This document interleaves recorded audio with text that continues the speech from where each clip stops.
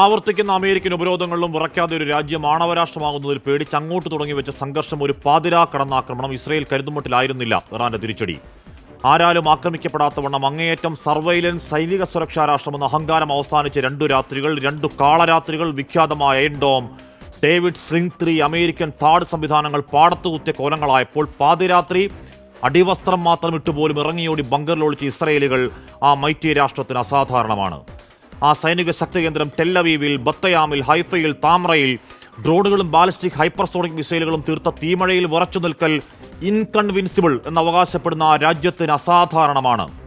എണ്ണപ്പാടങ്ങൾക്ക് തീയിട്ട് തുടരുന്ന ആ പ്രകോപനത്തിന്റെ തിരിച്ചടി തുടർച്ച പേടിച്ചാണോ, അതോ ആയിരക്കണക്കിന് 10,000-കണക്കിന് സ്ത്രീകളെയും കുഞ്ഞുങ്ങളെയും കൊന്നൊടുക്കിയിട്ടും സ്വന്തം രാജ്യത്തിന്റെ ബന്ധുക്കളെ മോചിപ്പിക്കാനാവാത്ത IDF കഴിവുകേടിൽ നാട്ടിലെ പ്രതിഷേധം ഭയന്നാണോ എന്നറിയില്ല.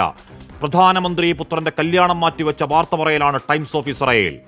അവധി കഴിഞ്ഞ് തുറക്കേണ്ട സ്കൂളുകൾ, ഓഫീസുകൾ പൂട്ടി, ബംഗൂറിയൻ എയർപോർട്ടും അടച്ച് ഒരു രാജ്യം ഒന്നാകെ ബങ്കറുകളിൽ പൂണ്ടുപോയ ഗതികേടിൽ ലോകം കണ്ട ഗാസ മോഡൽ ചിത്രങ്ങൾ ഒറ്റക്കാര്യം വ്യക്തമാക്കലാണ്.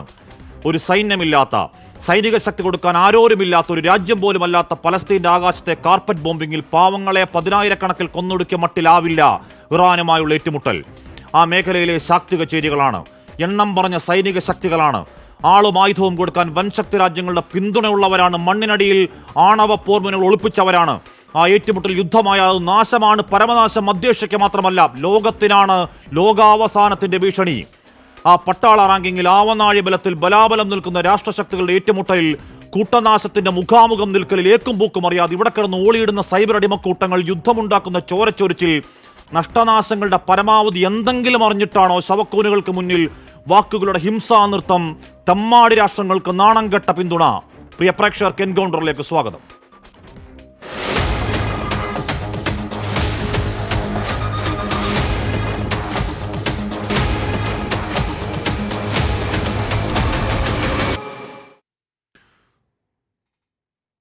ശ്രീ എസ് ഡിന്നി, ശ്രീ മോഹൻപിള്ള, ശ്രീ ജോസഫ് ആന്റണി, ശ്രീ ഷാബു പ്രസാദ് എന്നിവർ ചർച്ചയിൽ ചേരുന്നു. എസ് ഡിന്നി, ഇപ്പോഴും അങ്ങോട്ടും ഇങ്ങോട്ടും തുടരുകയാണ്. ഇപ്പോഴും തെഹ്റാനിൽ പലയിടങ്ങളിലും ലക്ഷ്യം വെക്കുന്നത് ഇസ്രായേൽ. തിരിച്ച് ഇറാനിൽ നിന്ന് ഹൈപ്പർസോണിക് ബാലിസ്റ്റിക് മിസൈലുകളൊക്കെ അങ്ങോട്ടേക്ക് പോകുന്നുണ്ട്.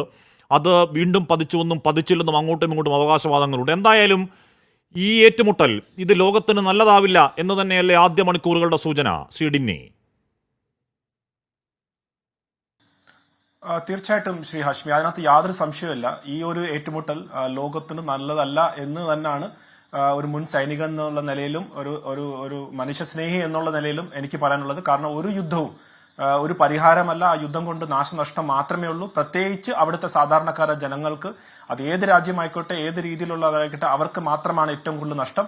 പക്ഷേ ഇന്നത്തെ ഒരു ലോകത്ത് വെച്ച് നോക്കുമ്പോൾ അത് എല്ലാവരെയും ബാധിക്കുന്ന കാര്യമാണ്. ഇപ്പം ഇസ്രായേലും ഇറാനും തമ്മിൽ ഒരു വലിയ രീതിയിലുള്ള യുദ്ധം പോയി കഴിഞ്ഞാൽ നമ്മളെ ഭാരതത്തിലുള്ള ആളുകൾക്കും അത് ബാധിക്കും.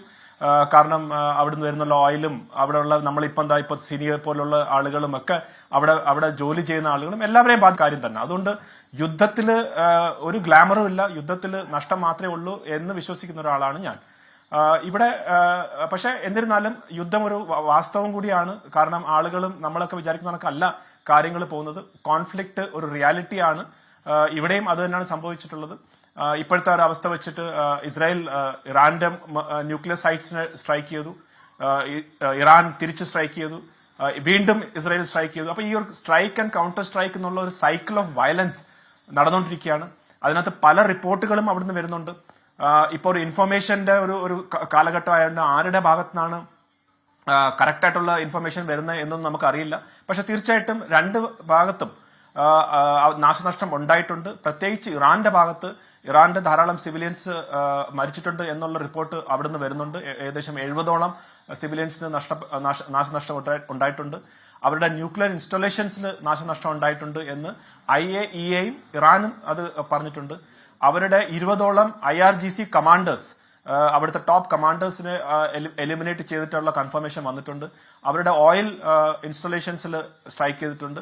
അതുപോലെ തന്നെ സിവിലിയൻ ഏരിയസിലും ബോംബ്സ് വീണിട്ടുണ്ട് എന്നുള്ളൊരു കൺഫർമേഷൻ വന്നിട്ടുണ്ട്. അതേപോലെ തന്നെ ഇസ്രായേലിന്റെ ഭാഗത്തും നഷ്ടങ്ങൾ ഉണ്ടായിട്ടുണ്ട്. ഇസ്രായേലിന്റെ ഹൈഫ പോലത്തെ പ്രദേശത്ത് ആൻഡ് ഇസ്രയേലിലെ തന്നെ IDF-ന്റെ ഹെഡ്ക്വാർട്ടേഴ്സിൽ ബോംബ് വീണിട്ടുണ്ട്. അവിടെയും ഏകദേശം 13ഓളം സിവിലിയൻസ് കാഷ്വാലിറ്റി വന്നിട്ടുണ്ട് എന്നാണ് ഇപ്പോഴത്തെ ഒരു അവസ്ഥ. ഇത് മുന്നോട്ട് എങ്ങനെ പോകും എന്ന് നമുക്ക് ഇപ്പോഴത്തെ അവസ്ഥയിൽ ഒന്നും പറയാൻ പറ്റത്തില്ല. കാരണം ഞാൻ പറഞ്ഞതുപോലെ ഇസ്രയേലിന്റെ ഭാഗത്ത് നിന്ന് അവരുടെ ഒബ്ജക്റ്റീവ് അവർ പറയുന്നത് ഇറാന്റെ ന്യൂക്ലിയർ ഫെസിലിറ്റി കംപ്ലീറ്റ് ആയിട്ട് തീർക്കുന്നവരെ ഞങ്ങൾ ഈ സ്ട്രൈക്ക് ചെയ്യും എന്നുള്ളത്. അപ്പൊ അതൊരു വേഗമായിട്ടുള്ള അതൊരു വ്യക്തത ഇല്ലാത്തൊരു ഒബ്ജക്റ്റീവാണ്. അപ്പം എങ്ങനെയാണ് അവർക്കത് ചെയ്യാൻ സാധിക്കുക? കാരണം നേരത്തെ ശ്രീ ഹാഷ്മി ഇൻട്രോയിൽ പറഞ്ഞ പോലെ പല ന്യൂക്ലിയറിന്റെ ആ ഇൻസ്റ്റലേഷൻസും 50-60 മീറ്റേഴ്സ് ഭൂമിക്ക് താഴെയാണ്.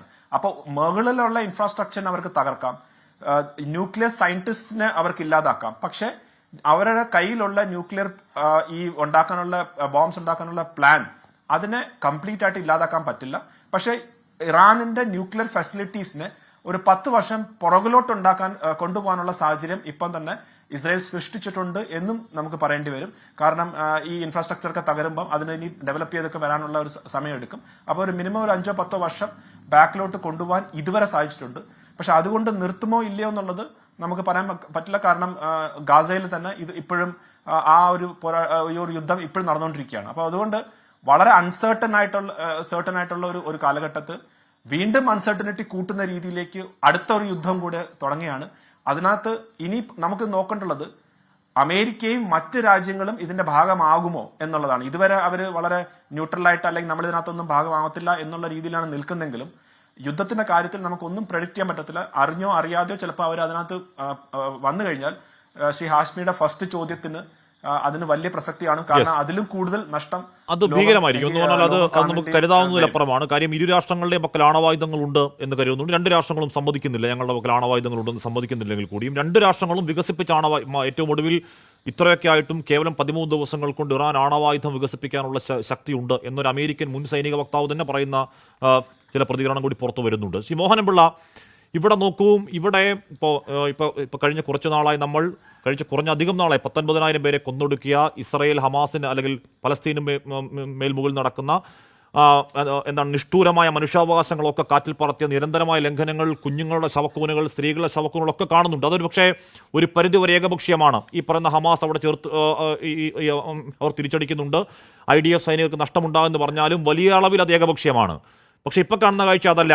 ഈ പറയുന്ന അയൺ ഡോം, ഈ പറയുന്ന ഡേവിഡ് സ്ലിംഗ് 3, ഈ പറയുന്ന അമേരിക്കയുടെ താട് സംവിധാനം, ഇതിനെയൊക്കെ ഒരു പരിധിവരെയെങ്കിലും നിഷ്പ്രഭമായിക്കൊണ്ട് ടെല്ലവീവിൽ ഈ ഹൈഫയിലൊക്കെ ഇസ്രായേൽ ഇതുവരെ കാണാത്ത രീതിയിൽ ഇറാന്റെ ഹൈപ്പർസോണിക് മിസൈൽ അടക്കം പോയി വീഴുന്നുണ്ട്.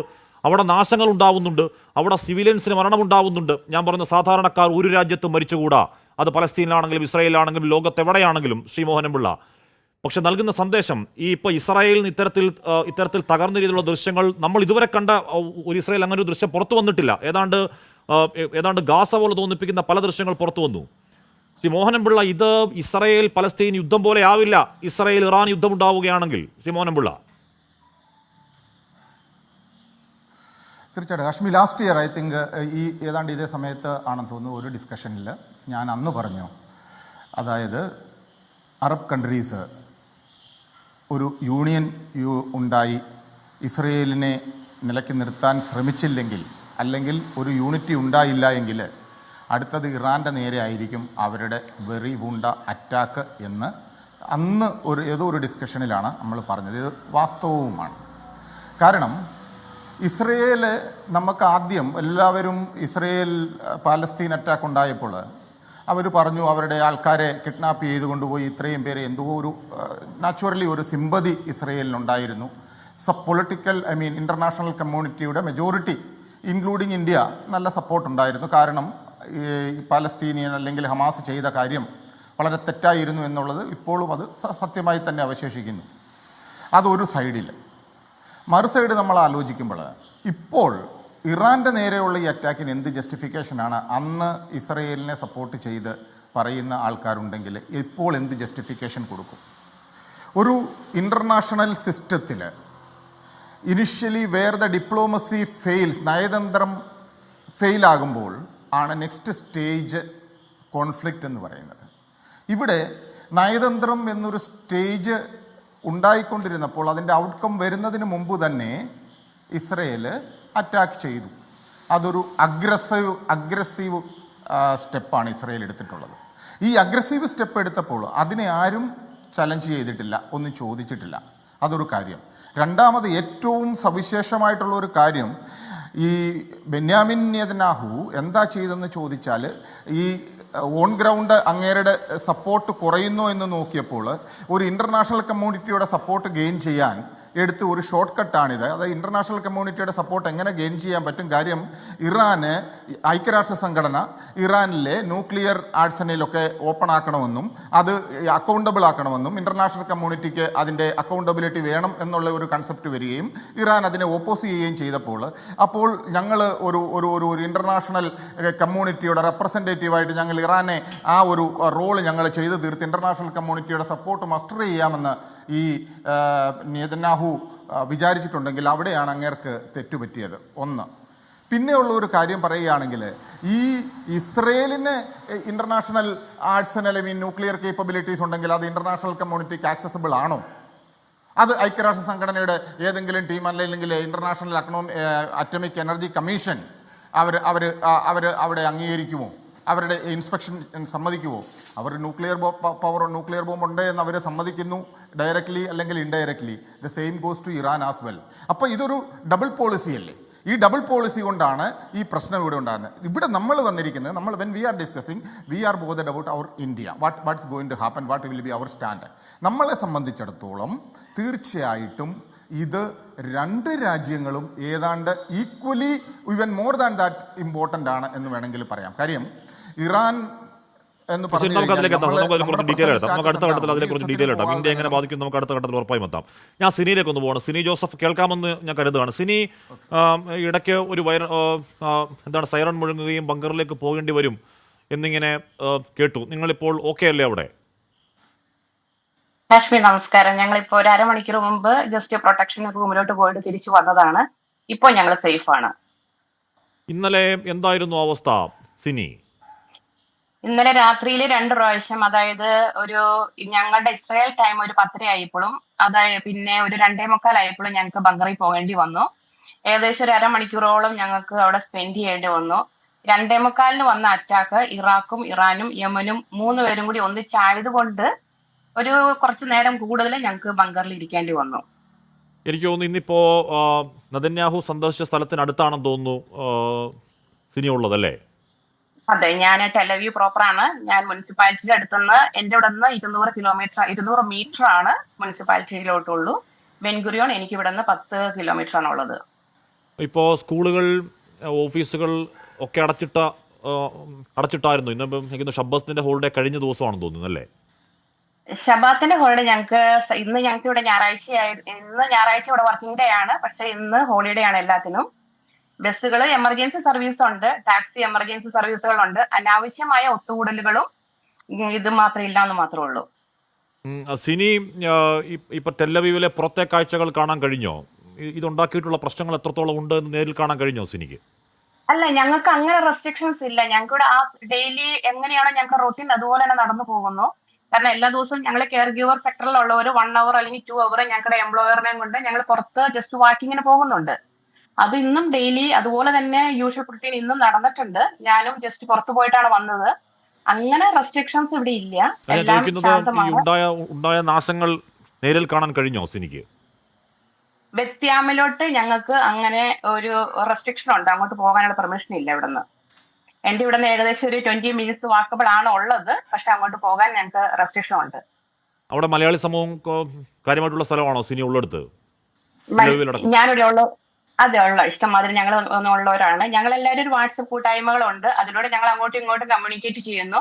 ഇപ്പോൾ ഞങ്ങൾക്ക് അങ്ങോട്ടും ഇങ്ങോട്ടും പോയി ഡയറക്റ്റ് കണ്ട് കമ്മ്യൂണിക്കേറ്റ് ചെയ്യാൻ പറ്റുന്ന ഒരു സാഹചര്യം അല്ലാത്തത് കൊണ്ട് വാട്സപ്പിൽ കൂടെ ഞങ്ങൾ അങ്ങോട്ടും ഇങ്ങോട്ടും കമ്മ്യൂണിക്കേറ്റ് ചെയ്യുന്നുണ്ട് എല്ലാവരുമായിട്ട്.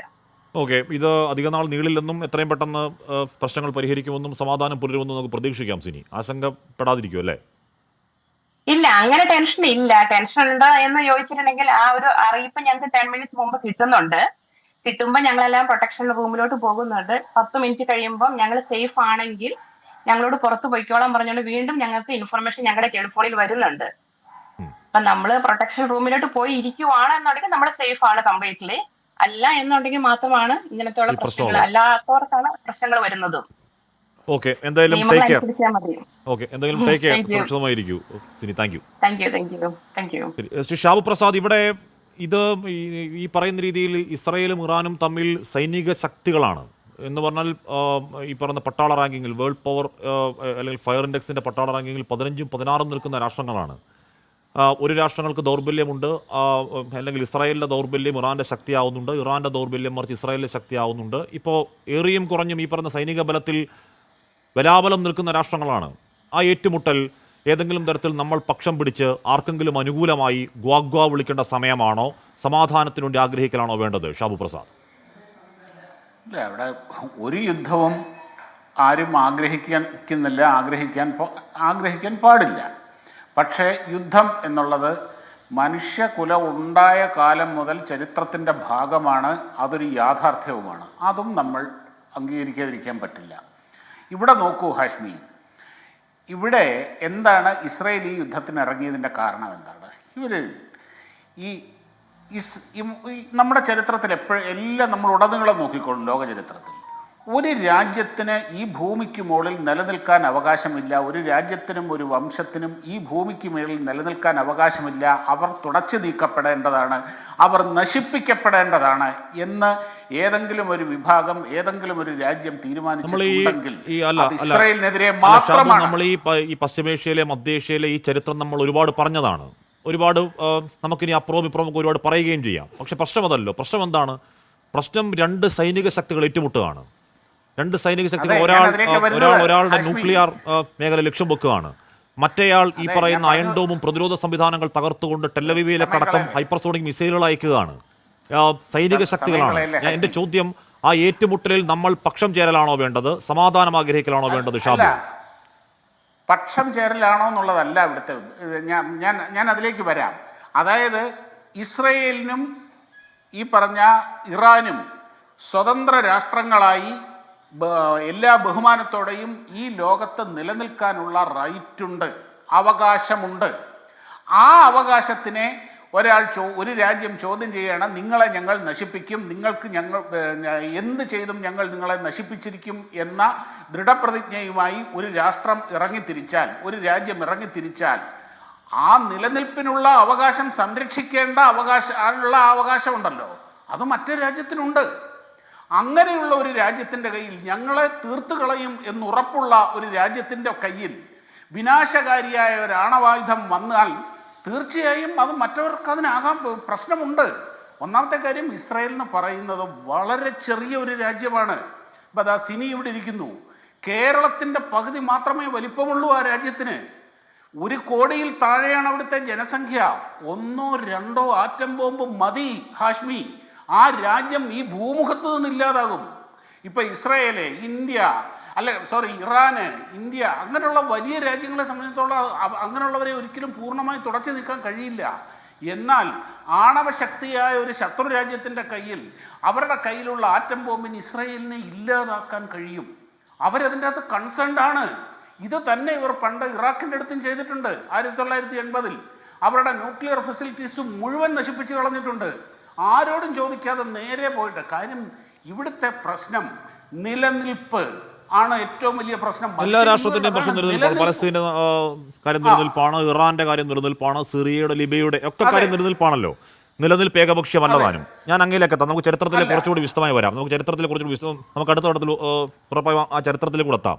സോ ജോസഫ് ആന്റണി, ഏറ്റവും കൂടുതൽ വരുന്നത് ഇറാനും ഇസ്രായേലും കരാറിൽ ഏർപ്പെടണമെന്ന് ട്രംപ് ആവശ്യപ്പെടുകയാണ്. താനത് സാധ്യമാക്കും, ഇരു രാജ്യങ്ങളും ഉടൻ സമാധാനത്തിലെത്തുമെന്ന് ട്രംപ് പറയുകയാണ്. Make middle east great again എന്നാണ് ഏറ്റവും ഒടുവിലെ ട്രംപ് ട്രൂത്ത് സോഷ്യലിൽ ഇടുന്ന അദ്ദേഹത്തിൻ്റെ പോസ്റ്റ്. ഈ പറയുന്ന രീതിയിൽ നമ്മുടെ ഇന്ത്യ പാകിസ്ഥാൻ യുദ്ധമുണ്ടായപ്പോൾ ഞാൻ ഇടപെട്ട് യുദ്ധം നിർത്തി എന്നൊക്കെ പറഞ്ഞൊരു ട്രംപിനെ നമ്മൾ കണ്ടതാണ്. അതിനെപ്പറ്റി കൂടുതൽ ചർച്ചകൾ പിന്നെ കണ്ടുമില്ല. ജോസഫ് ആന്റണി, ഈ യുദ്ധം അധികനാൾ നീണ്ടു നിൽക്കൽ നല്ലതല്ലെന്ന് ഇറാനും അറിയാം, ഇസ്രായേലിനും അറിയാം. ജോസഫ് ആന്റണി.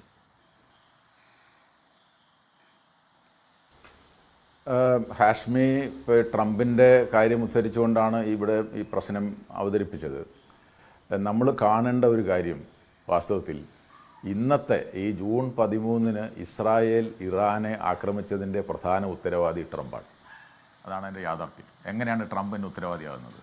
നമുക്കറിയാം, ഇറാൻ്റെ ആണവ പദ്ധതിക്ക് വളരെ വർഷത്തെ പഴക്കമുണ്ട്. ഒരു പക്ഷേ 1950കൾ മുതൽ ഇറാന് ആണവ പദ്ധതിയുണ്ട്. അന്ന് ആണവ പദ്ധതിയെ അമേരിക്കൻ പക്ഷത്തായിരുന്നു ഇറാൻ, ഈ ഷായൊക്കെ ആയിരുന്നതുകൊണ്ട് ആ പദ്ധതിയെ സഹായിച്ചു തുടങ്ങിയത് അമേരിക്കയാണ്, റൈറ്റ്.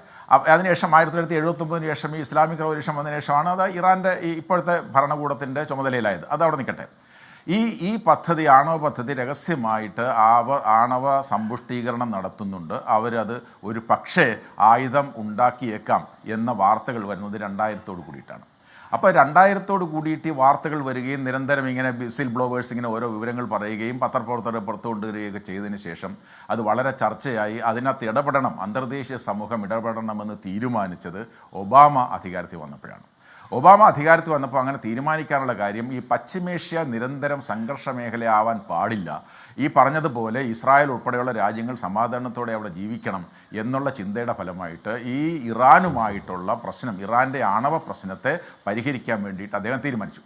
അദ്ദേഹം തീരുമാനിച്ചപ്പോൾ അദ്ദേഹവും, ഈ പഞ്ചമഹാശക്തികളുടെ ഭാഗമാണ് അമേരിക്ക, പിന്നെ ഈ America, France, Britain, Russia, China എന്ന് പറയുന്ന രാജ്യങ്ങളോടൊപ്പം ജർമ്മനിയും കൂടി ചേർന്ന് 5+1 എന്ന് പറയുന്ന ഒരു കൂട്ടായ്മയും ഇറാനുമായി 2-3 വർഷം നടന്ന ചർച്ചകളുടെ ഫലമായിട്ട് 2015 ജൂലൈ മാസം 14 ഇറാൻ ആണവ കരാർ JCPOA എന്ന് പറയുന്ന ആണവ കരാർ ഒപ്പിടുന്നു.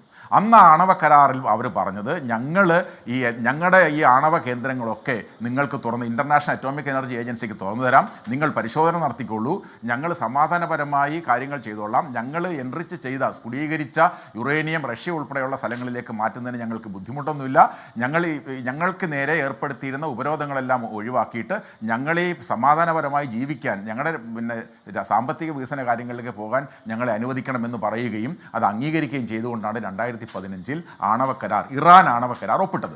അതോടുകൂടിയിട്ട് ആ പ്രശ്നം അവസാനിച്ചു. ഈ അന്തർദേശീയമായി എല്ലാ കാര്യങ്ങളിലും ഇറാൻ സഹകരിക്കാൻ തുടങ്ങി, പ്രത്യേകിച്ച് ആണവ കാര്യങ്ങളിൽ. എന്ത് സംഭവിച്ചു ആ ആണവ കരാറിന്?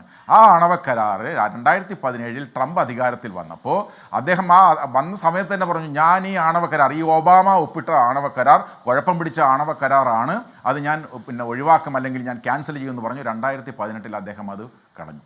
2018 ഈ ആണവക്കരാർ, അതായത് അന്ന് നമ്മൾ മനസ്സിലാക്കേണ്ട കാര്യം, ഈ ആണവക്കരാറാണ് ഈ ഇറാനെ ഈ പാതയിൽ, സമാധാനത്തിൻ്റെ പാതയിൽ ആണവായുധത്തിലേക്ക് പോകുന്നതിൽ നിന്നും ഒഴിവാക്കാനുള്ള ഏറ്റവും മെച്ചപ്പെട്ട മാർഗമെന്ന് തിരിച്ചറിഞ്ഞ യൂറോപ്യൻ രാജ്യങ്ങൾ ഒന്നായി നിരന്തരമായി, നമ്മൾ പറയില്ലേ കാല് പിടിച്ചൊക്കെ അപേക്ഷിക്കാമെന്ന് പറയുന്നത്, ആ തരത്തിൽ വരെ ട്രംപിനോട് പറഞ്ഞു, നിങ്ങൾ ഇതിൽ നിന്ന് പിന്മാറരുത്, പിന്മാറിയാൽ ഇത് ആപത്തിലേക്ക് പോകും എന്ന് പറഞ്ഞിട്ട് അദ്ദേഹം കേട്ടില്ല. അതിന് കാരണമുണ്ട്.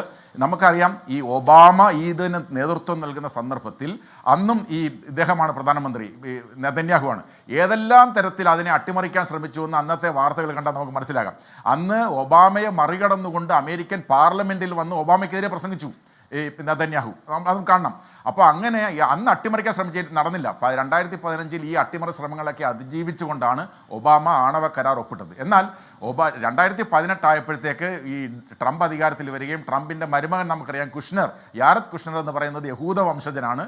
ആ സന്ദർഭത്തിൽ ഇസ്രായേലിന് അനുകൂലമായ നിരവധി തീരുമാനങ്ങൾ എടുപ്പിക്കുന്നതിൽ, അത് ജെറുസലേം തലസ്ഥാനമാക്കി മാറ്റുന്നതിൽ, എംബസി ടെൽ-അവീവിൽ നിന്ന് ജെറുസലേമിലേക്ക് മാറ്റുന്നതിൽ, ഇങ്ങനെയുള്ള നിരവധി കാര്യങ്ങളിൽ ഇനിഷ്യേറ്റീവ് എടുത്തത് യാരദ് കുഷ്ണറാണ്. യാരദ് കുഷ്ണറുടെ കൂടി സമ്മർദ്ദത്തിൻ്റെ ഫലമായിട്ടാണ് 2018 ട്രംപ് ഈ ആണവ കരാറിൽ നിന്ന് പിന്മാറിയത്. ഈ ആണവ കരാറിൽ നിന്ന് പിന്മാറിയതോട് കൂടിയിട്ടാണ്, കാരണം 2 കക്ഷികൾ ചേർന്നുണ്ടാക്കുന്ന ഒരു കരാറിൽ ഒരു കക്ഷി മാറിക്കഴിഞ്ഞാൽ പിന്നെ രണ്ടാമത്തെ കക്ഷിക്ക് എന്തോ ഓബ്ലിഗേഷനാണ് ഉള്ളത്. അപ്പോൾ സ്വാഭാവികമായിട്ടും അവർ വീണ്ടും, കാരണം എന്നിട്ട് മാറിയെന്ന് മാത്രമല്ല, അമേരിക്കക്കെതിരായിട്ട് ഇറാനെതിരായിട്ട് കൂടുതലായിട്ടുള്ള ഉപരോധം അമേരിക്ക ഏർപ്പെടുത്താൻ തുടങ്ങി. അപ്പോൾ അങ്ങനെ വരുമ്പോൾ ഒരു രാജ്യം സമാധാനപരമായി സഹകരിച്ചുകൊണ്ട് മുന്നോട്ട് പോകാൻ കഴിയുന്ന രാജ്യത്തെ യാതൊരു കാരണവുമില്ലാതെ, അതായത് അതുവരെ യൂറോപ്യൻ രാജ്യങ്ങൾ പോലും ഒരു പരാതി ഉന്നയിച്ചിട്ടില്ല, യാതൊരു കാരണവുമില്ലാതെ ട്രംപ് ഈ കരാറിൽ നിന്ന് പിന്മാറുകയും കൂടുതൽ ഉപരോധങ്ങൾ ഏർപ്പെടുത്തുകയും ചെയ്തു. അപ്പോൾ അങ്ങനെ വരുമ്പോൾ ഇറാൻ എന്ന് പറയുന്ന രാജ്യത്തിൻ്റെ മുന്നിലുള്ള വഴി എന്താണ്, മാർഗങ്ങൾ എന്താണ്? അവരുടെ മുന്നിലുള്ള മാർഗം വീണ്ടും ഈ അന്തർദേശീയ സമൂഹത്തെ പ്രഷറൈസ് ചെയ്തുകൊണ്ട് വീണ്ടും ഒരു കരാറിലേക്ക് വരാൻ അവരെ പ്രേരിപ്പിക്കുക എന്നുള്ളത് മാത്രമാണ് അവരുടെ മുന്നിലുള്ള വഴി. അപ്പോൾ സ്വാഭാവികമായിട്ടും അവരെന്ത് ചെയ്തു? ഞങ്ങൾക്കെതിരായിട്ടുള്ള ഉപരോധം നിർത്തുമ്പോൾ ഞങ്ങളുടെ മുന്നിലുള്ള മാർഗം ഈ യുറേനിയം സമ്പുഷ്ടീകരിക്കൽ മാത്രമാണ്. അപ്പോൾ യുറേനിയം സമ്പുഷ്ടീകരിക്കൽ അവർ ഏർപ്പെടാൻ തുടങ്ങി. അതാണ് ഇവിടെ സംഭവിച്ചത്. അപ്പോൾ 2018 ഇദ്ദേഹം തുടങ്ങി വെച്ച കുഴപ്പത്തിന് ഇപ്പോൾ 2025 വീണ്ടും വേറൊരു ആളിക്കത്തലുണ്ടായിരിക്കുക. എന്താ ആളിക്കത്തലുണ്ടായതിൻ്റെ കാരണം? നമുക്കറിയാം ഇദ്ദേഹം ഏപ്രിൽ മാസം 2025 ഏപ്രിൽ മാസം ഇറാനോട് പറയുകയാണ്, നിങ്ങൾ ഈ ആണവ കരാറിൻ്റെ പ്രശ്നം 60 ദിവസത്തിനുള്ളിൽ പിന്നെ ചർച്ചകളിലൂടെ പരിഹരിച്ചോണമെന്നാണ്. 60 ദിവസത്തിനുള്ളിൽ ഈ ലോകത്ത് എവിടെയാണ് 60 ദിവസത്തിനുള്ളിൽ ഇത്തരം ഒരു വളരെ കോംപ്ലക്സ് ആയിട്ടുള്ള വിഷയത്തെ സംബന്ധിച്ച് ഒരു രണ്ട് കൂട്ടർക്ക് തമ്മിൽ സംസാരിച്ച് തീർക്കാൻ കഴിയുക? എന്നിട്ട് പോലും ഈ ഇറാനിലും പിന്നെ ഒമാനിലും റോമിലും ഒക്കെ നടന്ന 5 റൗണ്ട് ചർച്ചകൾ നടന്നു. 5 റൗണ്ട് ചർച്ചകളിൽ പരിഹാരമാവാതിരുന്നതിൻ്റെ ഏറ്റവും പ്രധാനപ്പെട്ട കാരണം എന്താ? ഇവർ പറഞ്ഞു, അമേരിക്ക മുന്നോട്ട് വെച്ച ഏറ്റവും പ്രധാനപ്പെട്ട സംഗതി, നിങ്ങൾ ആണവം പിന്നെ എന്താണ് സമ്പുഷ്ടീകരിക്കരുത്, നോ എൻറിച്ച്മെൻറ്റ്. അപ്പോൾ അവർ പറഞ്ഞു ലോകത്ത് 31 രാജ്യങ്ങൾ ആണവശക്തികളാണ്. ആണവശക്തികളെന്ന് പറഞ്ഞാൽ 9 ഇറാനും ഇന്ത്യയും ഇസ്രായേലും ഉൾപ്പെടെയുള്ള 9 ആണവ രാജ്യങ്ങൾ, ആണവ ആയുധമുള്ള രാജ്യങ്ങൾക്ക് പുറമെ ഈ പറഞ്ഞ 31 രാജ്യങ്ങൾ ആകെക്കൂടി ഈ പിന്നെന്താണ് യുറേനിയം, ഇലക്ട്രിസിറ്റി മുതലായ കാര്യങ്ങൾക്ക് ഉപയോഗിക്കുന്നുണ്ട്. അപ്പോൾ ഒരു രാജ്യത്തിൻ്റെ പരമാധികാരത്തിൻ്റെ പ്രശ്നമാണിത്. ഈ ആണവ ഊർജ്ജം സമാധാനപരമായ ആവശ്യങ്ങൾക്ക് ഉപയോഗിക്കാൻ കഴിയുക എന്നുള്ളത്. അപ്പോൾ അതുകൊണ്ട് അവർ പറഞ്ഞു നോ എൻറിച്ച്മെൻറ്റ് നോ ഡീൽ. ഞങ്ങൾക്ക് എൻറിച്ച്മെൻറ്റിനുള്ള അവകാശം നിങ്ങൾ തരുന്നില്ലെങ്കിൽ ഡീലിന് സാധ്യമല്ല. എന്നിട്ട് പോലും 6ാമത്തെ റൗണ്ട് ചർച്ച ഒമാനിൽ ഈ ജൂൺ മാസം, ഇന്ന് നമ്മൾ ഈ ചർച്ച നടക്കുന്ന ദിവസം നടക്കേണ്ടിയിരുന്നതാണ്. അപ്പോൾ എന്താ സംഭവിച്ചത്? അതിന് തൊട്ട് 2 ദിവസം മുമ്പ് IAEA ഇൻ്റർനാഷണൽ അറ്റോമിക് എനർജി ഏജൻസിയുടെ ബോർഡ് ഓഫ് ഗവർണേഴ്സ് ഒരു മീറ്റിംഗ് കൂടി. ആ ബോർഡ് ഓഫ് ഗവർണേഴ്സിൻ്റെ മീറ്റിംഗ് കൂടിയിട്ട് അവർ പറഞ്ഞു, ഞങ്ങൾക്കിപ്പോൾ ഇറാനിലെ ആണവ രംഗത്ത് ചില മാറ്റങ്ങൾ കാണാൻ കഴിയുന്നുണ്ട്. അവർ പറഞ്ഞ വാചകത്തിൽ മറ്റൊരു വാചകമുണ്ട്, 20 വർഷത്തിലാദ്യമായി അങ്ങനെ ചില മാറ്റങ്ങൾ കാണാൻ കഴിയുമെന്ന് പറയാൻ എൻ്റെ അർത്ഥം, കഴിഞ്ഞ 20 വർഷമായി ഈ ഇൻ്റർനാഷണൽ അറ്റോമിക് എനർജി ഏജൻസിയുടെ ഡയറക്ടർ ജനറലായിട്ടുള്ള പിന്നെ റഫായൽ ഗ്രോസിയാണ് ഈ പറയുന്നത്. അദ്ദേഹം പറയുകയാണ് 20 വർഷത്തിലാദ്യമായി ഞങ്ങൾക്ക് ചില മാറ്റങ്ങൾ കാണാൻ കഴിയുന്നുണ്ട് എന്ന്. അങ്ങനെ മാറ്റങ്ങൾ എന്തെങ്കിലും ഉണ്ടെങ്കിൽ എന്താ സാധാരണ ചെയ്യുക? ഇൻ്റർനാഷണൽ അറ്റോമിക് എനർജി ഏജൻസി അവർ രാജ്യത്തോട് വിശദീകരണം ചോദിക്കുകയും പരിശോധന നടക്കുകയും ചെയ്യും. അതല്ലെങ്കിൽ അവരത് കേൾക്കുന്നില്ലെങ്കിൽ യുണൈറ്റഡ് നേഷൻസിൻ്റെ സെക്യൂരിറ്റി കൗൺസിൽ അത് റിപ്പോർട്ട് ചെയ്യും. ആ യുണൈറ്റഡ് നേഷൻസിൻ്റെ സെക്യൂരിറ്റി കൗൺസിൽ റിപ്പോർട്ട് ചെയ്ത് കഴിഞ്ഞാൽ അവരെന്താ ചെയ്യുന്നത്? അവർ ഉപരോധങ്ങൾ ഏർപ്പെടുത്താം, രാഷ്ട്രീയമായ സമ്മർദ്ദങ്ങൾ ഏർപ്പെടുത്താം. അതെല്ലാം കഴിഞ്ഞിട്ട് ഇവിടെ ശ്രീ മോഹൻപിള്ള പറഞ്ഞ പോലെ ഒരു ഘട്ടം ഘട്ടമായി പോയിട്ട് ഏറ്റവും അവസാനമാണ് ഈ സൈനിക നടപടിയിലേക്ക് പോകുന്നത്, അതും ഐക്യരാഷ്ട്ര സംഘടന അംഗീകരിച്ചതിന് ശേഷം. പക്ഷേ ഇവിടെ നമ്മൾ കണ്ടതെന്താ? ഇവിടെ നമ്മൾ കണ്ടത് ബോർഡ് ഓഫ് ഗവർണേഴ്സിൻ്റെ റിപ്പോർട്ട് വന്ന് ഈ 6ാമത്തെ റൗണ്ട് ചർച്ച തുടങ്ങുന്നതിന് തൊട്ട് മുമ്പായിട്ട് ഇസ്രായേൽ ഇറാനെ ആക്രമിച്ചു. ഇറാനെ ആക്രമിക്കുന്നതിന് ഇസ്രായേൽ അതായത് ഐക്യരാഷ്ട്ര സംഘടനയിലെ അംഗമാണ്, ഐക്യരാഷ്ട്ര സംഘടനയിലെ ചാർട്ടറിൽ ഒപ്പിട്ടിട്ടുള്ള അംഗമാണ്. ഏതെങ്കിലും രാജ്യത്തിന് ഇങ്ങനെ പിന്നെ വേറൊരു രാജ്യത്തിൻ്റെ പുറത്ത് ആക്രമണം നടത്താനുള്ള അവകാശമുണ്ടോ? അവകാശമില്ല. എന്ന് മാത്രമല്ല, ഇങ്ങനെയുള്ള അദ്ദേഹത്തിനറിയാം ഈ 6ാമത്തെ റൗണ്ട് ചർച്ചകൾ നടന്നാൽ കാര്യങ്ങൾ കുറച്ചുകൂടെ പോസിറ്റീവായിട്ട് വന്നേക്കാൻ സാധ്യതയുണ്ട്. അങ്ങനെയാണെങ്കിൽ ഈ എൻറിച്ച്മെൻ്റ് ഉൾപ്പെടെയുള്ള അവകാശങ്ങൾ നിലനിർത്തിക്കൊണ്ട് ഈ ആണവായുധ പദ്ധതികളെല്ലാം ഉപേക്ഷിക്കുന്ന തരത്തിലേക്ക് കാര്യങ്ങൾ നീങ്ങാം. അങ്ങനെ നീങ്ങാൻ പാടില്ല എന്ന ഈ ഇവിടെ സൂചിപ്പിക്കപ്പെട്ട പോലെ ആഭ്യന്തര തലത്തിൽ ഈ ഇസ്രായേൽ എന്ന് പറയുന്ന ആഭ്യന്തര തലത്തിൽ അദ്ദേഹത്തെ പ്രഖ്യാപിച്ച പദ്ധതികളെല്ലാം പൊളിഞ്ഞു നിൽക്കുന്ന സന്ദർഭത്തിൽ അദ്ദേഹം ഈ ഗാസയിൽ ഇടപെട്ടുകൊണ്ട് പറഞ്ഞു, ഞാൻ എൻ്റെ ബന്ദികളെ മുഴുവൻ മോചിപ്പിക്കും, ഹമാസിനെ പൂർണ്ണമായി ഇല്ലാതാക്കും. 2 രംഗത്തും അദ്ദേഹത്തിന് വിജയിക്കാൻ കഴിഞ്ഞില്ല.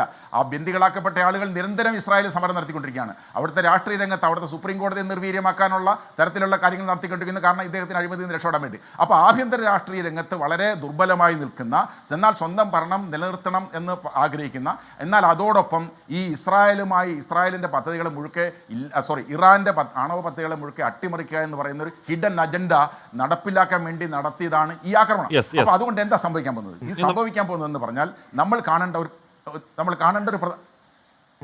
ഒരു പ്രധാനപ്പെട്ട കാര്യം, ഇത് വളരെ അപകടകരമായ, അതായത് ഒരു രാജ്യത്തിൻ്റെ ആണവ പദ്ധതി അവസാനിപ്പിക്കാൻ വേണ്ടിയാണ് ശ്രമിച്ചതെങ്കിൽ ഇത് ഇറാൻ ഉൾപ്പെടെയുള്ള ആളുകൾ കൂടുതൽ ശക്തമായി ആണവ പദ്ധതി നടപ്പിലാക്കുന്നതിലേക്കും ഇറാന് പുറമെ പശ്ചിമേഷ്യയിലെ പല രാജ്യങ്ങളും ആണവ പദ്ധതി നടപ്പിലാക്കുന്നതിലേക്കും പോകാനുള്ള എല്ലാ സാധ്യതയുമുണ്ട് ഈ ആക്രമണം. അതാണ് അതിൻ്റെ നെറ്റ് എഫക്റ്റ്. ഈ പറയുന്ന ആദ്യ സൗകര്യം ഒക്കെ ഈ ആണവായുധം സ്വന്തമാക്കാനുള്ള ആദ്യ സൗകര്യം ചെയ്തു കൊടുത്ത മൊത്തം അമേരിക്കയാണ്. അതിനുശേഷം പിന്നീട് തിരിയുന്ന അമേരിക്കയാണ്. അമേരിക്കയുടെ ഈ പറയുന്ന അഫ്ഗാനിലും താലിബാനിലും ഒക്കെ അമേരിക്കയുടെ ഈ വളർത്തൽ അല്ലെങ്കിൽ കൊല്ലൽ ഈ നയം കാണാനും കഴിയും.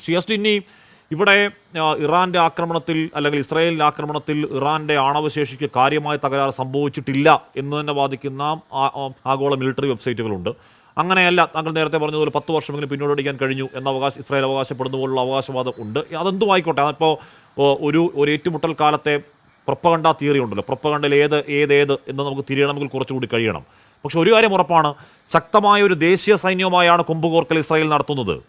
അത് നമ്മൾ നേരത്തെ ഇസ്രായേൽ പലസ്തീനിലേക്ക് പോകുമ്പോൾ നമ്മളിരുന്ന് ചർച്ചയിൽ താങ്കൾ തന്നെ പറഞ്ഞതാണ്, ഇത് ഇത് കുറച്ചു നാൾ കൊണ്ട് കഴിയുന്നതല്ല. അത് അക്ഷരാർത്ഥത്തിൽ ശരിയാണ്. ഇപ്പോഴും തുടരുകയാണ്. നിരപരാധികളെ കൊല്ലുന്നതല്ല. 53 ബന്ദികൾ ഇപ്പോഴും മോചിക്കപ്പെടാതെ ഇസ്രായേലുണ്ട്. ഇസ്രായേലിനകത്തത് പ്രശ്നമുണ്ടാക്കുന്നുണ്ട്. എന്താണ് ഇറാനുമായും പലസ്തീൻ മോഡൽ യുദ്ധത്തിലേക്കാണ് ഇറങ്ങുന്നതെങ്കിൽ അത് ലോകത്തുണ്ടാക്കാൻ പോകുന്ന മാറ്റം എന്താണ് ശ്രീ എസ് ടിന്നി? നോക്കൂ ശ്രീ ഹാഷ്മി, ഇതിനകത്ത് രണ്ട് കാര്യങ്ങളുണ്ട്. ഒന്ന്, ഇസ്രായേലിനെ സംബന്ധിച്ചോളം ഒക്ടോബർ 7 2023 അവരെ അത് വലിയൊരു തിരിച്ചടി, വലിയൊരു നഷ്ടം, വലിയൊരു നാണക്കേടിന്റെ ഒരു കാര്യമായിരുന്നു. അവരുടെ ഐഡന്റിറ്റിയെ തന്നെ, അവരുടെ അസ്തിത്വത്തെ തന്നെ ചോദ്യം ചെയ്ത ഒരു അറ്റാക്ക് ആയിരുന്നു ഹമാസ് ചെയ്തത്. പക്ഷെ അത് കഴിഞ്ഞിട്ട് അവർ സിസ്റ്റമാറ്റിക് ആയിട്ട് ചെയ്ത 2-3 കാര്യങ്ങളുണ്ട്. അതിനകത്താണ് നമ്മൾ ഇപ്പോൾ വന്ന് നിൽക്കുന്ന കാര്യം നമുക്ക് മനസ്സിലാകുന്നത്. അതായത് ഫസ്റ്റ് ആൻഡ് ഫോർമോസ്റ്റ് അവർ ചെയ്തെന്ന് വെച്ചാൽ ഹമാസിനെ അവർ ഡീഗ്രേഡ് ചെയ്തു. അന്ന് ഞാൻ പറഞ്ഞിരുന്നു ഹമാസിനെ കംപ്ലീറ്റ് ആയിട്ട് ഇല്ലാതാക്കാൻ പറ്റത്തില്ല, അവരെ വേറെ ഫോമിൽ വേറെ രീതിയിൽ അവർ വരും എന്നുള്ളത്. അത് തന്നെയാണ് ഇപ്പോഴും നടന്നുകൊണ്ടിരിക്കുന്നത്. അതുകൊണ്ടാണല്ലോ ഇപ്പോഴും അവർ ചെറിയ അറ്റാക്സ് ഒക്കെ നടക്കുന്നത്. പക്ഷേ ഒക്ടോബർ 7 ഏത് രീതിയിലായിരുന്നു ഹമാസ് ഉള്ളത്, ആ രീതിയിൽ ഇന്ന് ഹമാസ് ഇല്ല എന്ന് നമുക്ക് പറയാം. അതുപോലെ തന്നെ ഹിസ്ബുല്ല, അവരെ ഏറ്റവും അടുത്ത് കിടക്കുന്ന മറ്റൊരു നോൺ സ്റ്റേറ്റ് ആക്ടർ, അവരെയും അവർ ഒരു രീതിയിലുള്ള ഡിഗ്രഡേഷൻ ചെയ്തു. ഇപ്പോൾ അവർ ചെയ്യുന്നത് ഇറാനെ നേരിട്ട് അവർക്ക് ഈ ഹിസ്ബുള്ളയും ഹമാസിനെയൊക്കെ സപ്പോർട്ട് ചെയ്യുന്നത് ഇറാനാണെന്നും അതുകൊണ്ട് ഇറാനെ കൂടെ ഡീഗ്രേഡ് ചെയ്താൽ മാത്രമേ അവർക്ക് അവരുടെ സെക്യൂരിറ്റി കുറച്ചുകൂടെ വരൂ എന്നുള്ള ധാരണയിലാണ് ചെയ്യുന്നത്. പക്ഷെ പ്രോബ്ലം എന്ന് വെച്ച് കഴിഞ്ഞാൽ ഇവർ കോൺഫ്ലിക്ട് തുടങ്ങുമ്പം ആ കോൺഫ്ലിക്ട് എങ്ങനെ തീർക്കണം എന്നും കൂടി ആലോചിച്ചിട്ട് വേണം ചെയ്യണം. ഒരു യുദ്ധം തുടങ്ങുന്നത് ഈസിയാണ്, പക്ഷെ അത് യുദ്ധം എങ്ങനെ നിർത്തണം എന്നും കൂടി നമ്മൾ പ്ലാൻ ചെയ്യണം. കോൺഫ്ലിക്ട് ടെർമിനേഷൻ ഇവിടെ വലിയ ഇമ്പോർട്ടന്റ് ആയിട്ട് കാര്യമാണ്. അതാണ് റഷ്യ യുക്രൈനിൽ നടക്കുന്നത്. അവിടെ കോൺഫ്ലിക്ട് തുടങ്ങി, പക്ഷെ റഷ്യക്ക് ഇത് എങ്ങനെ തീർക്കണമെന്ന് അറിയാൻ പറ്റാത്ത രീതിയിൽ നിൽക്കുകയാണ്. അതേപോലെ ഒരു അവസ്ഥയിലേക്കാണ് ഇപ്പോ ഇസ്രായേലിന്റെ ഭാഗത്ത് നിന്ന് ഈ ഇറാനിലേക്ക് പോകുന്നത്. ഇപ്പൊ ഇറാൻ ഇന്നത്തെ ഒരു സ്റ്റേറ്റ്മെന്റ് പറയുന്നത് ഇസ്രായേൽ വെടിനിർത്തൽ ചെയ്യുകയാണെങ്കിൽ, അതായത് അവിടെ ആക്രമണം നിർത്തുകയാണെങ്കിൽ അവരും ചെയ്യുന്നതാണ്. പക്ഷെ എനിക്ക് തോന്നുന്നില്ല ഇസ്രായേൽ അത് നിർത്തുന്നത്. കാരണം അവരുടെ സ്റ്റേറ്റഡ് ഒബ്ജക്റ്റീവ് ന്യൂക്ലിയർ കാപ്പബിലിറ്റിയെ ഇല്ലാതാക്കുകയാണ്. അത് ഹമാസിനെ ഇല്ലാതാക്കുന്ന പോലത്തുള്ള ഒരു ഒബ്ജക്റ്റീവാണ്. കാരണം ശ്രീ ഹാഷ്മി പറഞ്ഞ പോലെ ആ കാപ്പബിലിറ്റി എത്രമാത്രം തകർത്തു എന്ന് ആർക്കും കൃത്യമായിട്ട് പറയാൻ സാധിക്കില്ല. അതിന്റെ പല ഫാക്ടേഴ്സ് ഉണ്ട്. ഞാൻ വിശ്വസിക്കുന്നത് വെച്ചാൽ ഇറാന്റെ കാപ്പബിലിറ്റി അവർക്ക് ഓൾറെഡി അച്ചീവ് ചെയ്തു എന്നാണ് ഞാൻ എന്റെ ഒരു കാൽക്കുലേഷൻ. അതായത് ഒരു ന്യൂക്ലിയർ ബോംബ് ഉണ്ടാക്കാൻ വേണ്ടിയുള്ള എല്ലാ കാര്യങ്ങളും അവർ റെഡിയാണ്. ഒരു സ്റ്റെപ്പും കൂടെ അല്ലെ 2 സ്റ്റെപ്പ് എടുത്തിരുന്നെങ്കിൽ അത് അവർക്ക് ചെയ്യാൻ സാധിക്കും എന്നുള്ള നിലയിൽ തന്നെയാണ് അവർ നിൽക്കുന്നത്. അതിന്റെ കാരണം ഇന്നിപ്പം ഇറാന്റെ ഭാഗത്ത് ഞാൻ പറഞ്ഞത് ഇസ്രായേൽ പറയുന്നതാണ്. ഞാൻ പറഞ്ഞത് ഇസ്രായേലിന്റെ അവകാശവാദങ്ങൾ ഈ പറഞ്ഞ പലസ്തീനിൽ എന്തൊക്കെയായിരുന്നു? പലസ്തീനിൽ ഇപ്പോൾ ഹമാസിനെ തീർത്തുകളയും എന്ന് പറഞ്ഞ് തീർക്കാൻ കഴിഞ്ഞോ എന്ന് മാത്രം നോക്കൂ. ഈ പലസ്തീൻ എന്ന് പറയുന്ന രാജ്യത്തിന് ആരോരുടെയും പിന്തുണയില്ലാത്ത ഒറ്റപ്പെട്ട രാജ്യമാണ്. ഏതെങ്കിലും അറബ് രാജ്യങ്ങൾ പിന്തുണയ്ക്കുന്നില്ല. ഏതെങ്കിലും രാജ്യങ്ങളായപ്പോൾ റഷ്യയോ ചൈനയോ എന്നും ആയുധങ്ങൾ കൊടുക്കുന്നവർ ആലോചിച്ചിട്ട് പോലുമില്ല പലസ്തീന്. ഹമാസ് എന്ന് പറയുന്ന ഏതാണ്ട് ഒരു സൈന്യം പോലും അല്ല, ഒരു മിലീഷ്യ മാത്രമാണ്. നോക്കൂ, അവിടെ ഏറ്റവും ഒടുവിൽ ഇന്ന് ഗാസയിൽ 21-കാരൻ IDF സൈനികൻ കൊല്ലപ്പെട്ടതടക്കം കൊല്ലപ്പെട്ട ഇസ്രായേൽ സൈനികരുടെ 430. അത് ഈ പറഞ്ഞ ഇസ്രായേൽ സ്ഥിരീകരിച്ച് പുറത്തു പറയുന്നതാണ്. അതല്ലാതെ വികലാംഗരാക്കപ്പെട്ട ആയിരക്കണക്കിന് സൈനികരുണ്ട് എന്നുള്ളതാണ് അറിയാൻ കഴിയുന്നത്. ഈ പറഞ്ഞ ഒരു ശക്തിയുമില്ലാത്ത പലസ്തീനിലേക്ക് പോയി അവർ ഇരുമ്പിൽ കടിച്ചെങ്കിൽ ഇറാനിലേക്കാണ് പോകുന്നതെങ്കിൽ എന്തൊരു പോക്കാകും അത് ശ്രീ എസ് ടിന്നി? ഇതിനകത്ത് ഒരു അഡ്വാൻറ്റേജ് ഇസ്രായേലിനുള്ളത് ശ്രീ ഹാഷ്മി, ഇറാനും ഇസ്രായേലും തമ്മിലുള്ള ഏകദേശം 2000 കിലോമീറ്ററിന്റെ വ്യത്യാസമുണ്ട്. അപ്പൊ ഹമാസ് തൊട്ട അവരുടെ അയൽവക്കത്താണെങ്കിൽ ഇറാനും ഇസ്രായേലും തമ്മിൽ ഈ 2000 കിലോമീറ്റർ ജോഗ്രഫിക്ക് വലിയൊരു ഒരു സ്ഥാനമുണ്ട് യുദ്ധത്തിൽ. ആ സ്ഥാനം വെച്ച് നോക്കുമ്പം ഹമാസിന് ഡയറക്റ്റ് ആയിട്ട് അത്രയും ഇൻഫ്ലുവൻസ് ചെയ്യാൻ പറ്റുന്ന രീതിയിലേക്ക് പ്രോബബ്ലി ഇറാന് ചെയ്യാൻ സാധിക്കില്ല. കാരണം ഇറാന് ഈ ബാലിസ്റ്റിക് മിസൈലും എയർഫോഴ്സും ഡ്രോൺസും ഉപയോഗിച്ചിട്ടാണ് മാത്രമേ അവർക്ക് അറ്റാക്ക് ചെയ്യാൻ സാധിക്കൂ. ഇപ്പോൾ അവരുടെ എയർഫോഴ്സിന്റെ ഇറാന്റെ എയർഫോഴ്സ് കറന്റ്ലി കുറച്ച് പഴയ എക്യുപ്മെന്റ്സ് ആണ് അവരിലുള്ളത്. പക്ഷെ അവർക്ക് അത് കൗണ്ടർ ചെയ്യാൻ വേണ്ടി അവരുടെ ലേറ്റസ്റ്റ് ആയിട്ട് ഡ്രോൺസ് അവരുടെ അഡ്വാൻസ്ഡ് ആണ്. അവരുടെ ഡ്രോൺ ടെക്നോളജി ഇന്ന് ലോകത്ത് എല്ലായിടത്തും അവർ ഉപയോഗിക്കുന്നു. റഷ്യ പോലും ഉപയോഗിക്കുന്നുണ്ട്. അപ്പൊ ഡ്രോൺ ടെക്നോളജിയിൽ അവർക്ക് ഉണ്ട്. ബാലിസ്റ്റിക് മിസൈൽ ഏകദേശം 2000 ഉണ്ട്. ഒരു മാസം 50ഓളം ബാലിസ്റ്റിക് മിസൈൽ പ്രൊഡ്യൂസ് ചെയ്യാനുള്ള ശേഷിയുണ്ട്.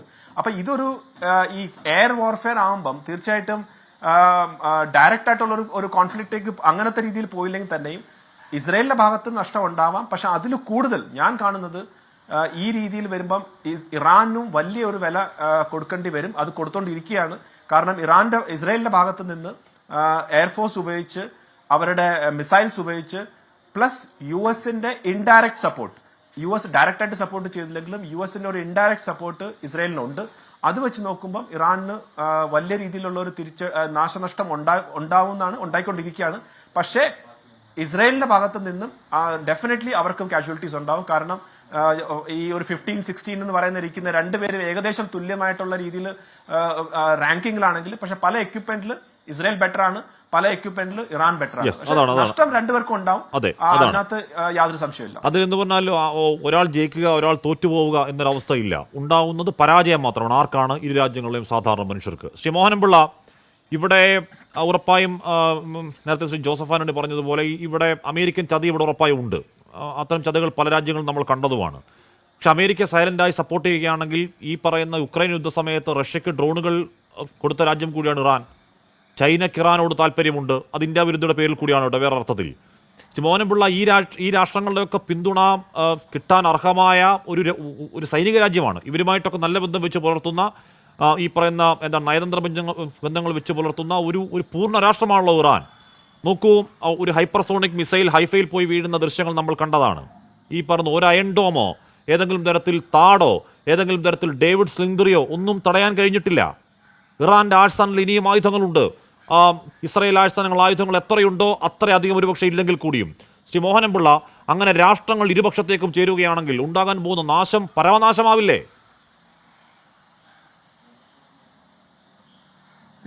അഷ്മി, ഇങ്ങനെ രാഷ്ട്രങ്ങളുടെ ഗ്രൂപ്പിംഗ് നമുക്ക് ഇപ്പം it's too early to predict. ഒരു ഇൻ്റർനാഷണൽ റിലേഷൻസിലെ ഒരു എക്സ്പേർട്ടിൻ്റെ ബുക്ക് വായിച്ച് ഹാൻസ് ജെ മോർഗന്തോ എന്ന് പറയുന്ന ഒരു ലേഖകൻ എഴുതിയിട്ടുള്ളത്, അതായത് ഡെവലപ്ഡ് കൺട്രീസ് പിന്നീട് ഡെവലപ്പിംഗ് ആവും, ഡെവലപ്പിംഗ് ഡെവലപ്ഡ് ആവും, ഇൻ്റർനാഷണൽ കൺട്രീസിൻ്റെ relationship equations may change at any time. അത് നമ്മൾ കാണുന്നുണ്ട്. നമ്മുടെയൊക്കെ ചെറുപ്പത്തിൽ നമ്മൾ ഏറ്റവും കൂടുതൽ കണ്ടിട്ടുള്ളത് യുദ്ധം എന്നുള്ള ഒരു കൺസെപ്റ്റ് ആദ്യം മനസ്സിൽ വരുന്നത് ഇറാഖാണ്. അതായത് പാട്രിയോട്ട് മിസൈൽ, സ്കഡ് മിസൈൽ, ഇങ്ങനെയൊക്കെ നമ്മൾ ചെറുപ്പത്തിൽ കേട്ടിട്ടുള്ളത്.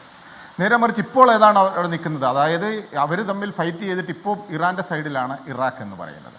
ഇറാഖിനെ ശരിക്കും ഇറാനുമായിട്ട് ഫൈറ്റ് ചെയ്ത് ഒരു പരുവത്തിന് ഇറാഖ് എന്ന് പറഞ്ഞു കഴിഞ്ഞാൽ സസ്റ്റെയിൻ ചെയ്യാൻ തന്നെ ബുദ്ധിമുട്ടായി നിൽക്കുന്ന ഒരു കണ്ടീഷനാണ് ഇപ്പോൾ ഉള്ളത്.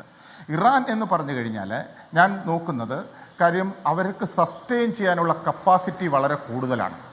ഈ ഒരു സ്റ്റേജ് വെച്ച് നമ്മൾ നോക്കുമ്പോൾ ഇപ്പം ഫോർ എക്സാമ്പിൾ ഇത് ഡിസ്റ്റൻസ് വൈസ് വെക്കുമ്പോഴത്തേക്ക് of course we know that ഞാനതെല്ലാം ഇപ്പോഴും പറയാറുള്ളതാണ്. ഹമാസിൻ്റെ ആണെങ്കിലും നിയർ ബൈ ആണെങ്കിലും കാര്യം ഇത് ഒരു 80% എന്ന് പറയുന്നത് വെസ്റ്റേൺ മീഡിയയുടെ ഒരു പ്രൊപഗണ്ടയാണ്. അതായത് ഇസ്രയേലിൽ എന്തെങ്കിലും സംഭവിച്ചു കഴിഞ്ഞാൽ അതിനെ ലഘൂകരിച്ച് കാണുകയും അതുപോലെ തന്നെ ഇറാനിൽ എന്തെങ്കിലും സംഭവിച്ചാൽ പരിമിതീകരിച്ച് കാണിക്കുകയും ചെയ്യുന്ന ഒരു ആറ്റിറ്റ്യൂഡ് ഇപ്പോൾ ലോകത്തിൽ നമ്മൾ കണ്ടുവരുന്നുണ്ട്. ഒരു പ്രത്യേക സ്ഥിതിവിശേഷമാണത്.